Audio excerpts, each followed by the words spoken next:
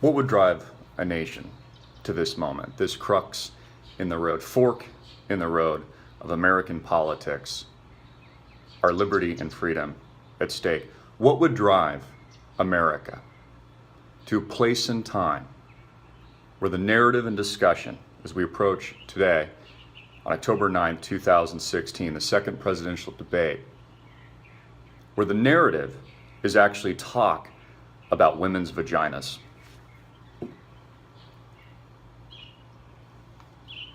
How did we get here?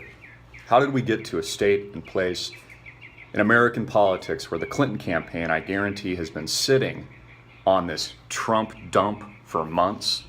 I guarantee it. This lowbrow, gutter politics, digging up something Donald Trump said, which was wrong, and I do not condone at all and think is reprehensible. There's a reason why he apologized, but it's essentially locker room talk that went on behind the scenes on a hot mic when he didn't think he was being recorded. You've probably heard the saying, boys will be boys. How did we get here?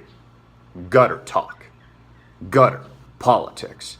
Again, this is probably the most important election, arguably, in history.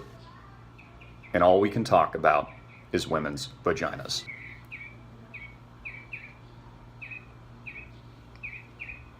What does that tell us about America?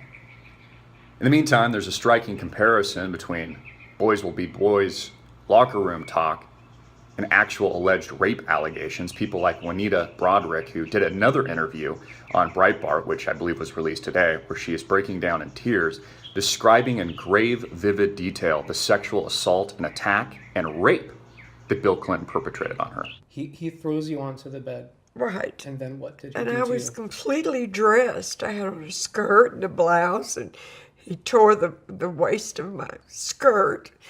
And then he ripped my pantyhose, and he raped me, raped me, raped me. It was very vicious. But Americans don't care. No, they don't care. All they care about is that Trump said something about some woman's vagina 10 years ago. They don't care about actual rape because Americans are dumb. But outside of all that, outside of the politics of he said, she said, Bill Clinton's sexual scandal, 16 odd women that have accused him of rape, sexual assault, being a predator, there's probably hundreds more in the woodwork, and Donald Trump saying some very offensive and obscene comments, again, of which I do not condone at all. What does this tell us about America and where we are today? It tells us we are in the gutter. This is lowbrow gutter politics. And there's two reasons that Hillary Clinton's campaign chose to dump this on Trump now, right before a critical second presidential debate, for two reasons. One, it damages Trump's credibility, forces him to talk about Bill Clinton's sexual misconduct.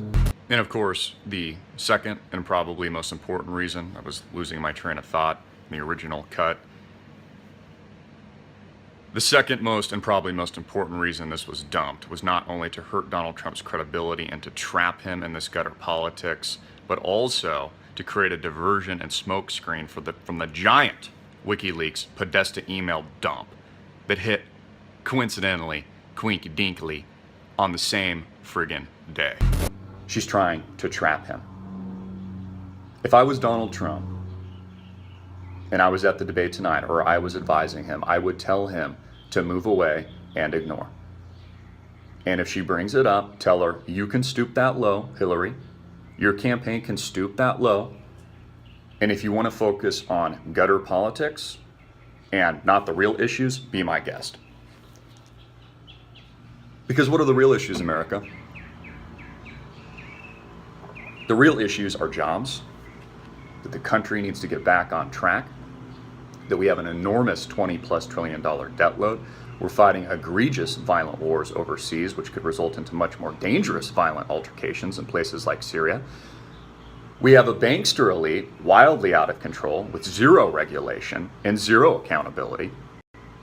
We have a criminal Federal Reserve to boot that not only needs to be audited, but needs to be shut down immediately. I mean, we have so many problems in America. Those are just some of the real issues, to name a few. And all Hillary Clinton's campaign can focus on is the gutter. Because it's exactly what she is, a gutter politician and a gutter person.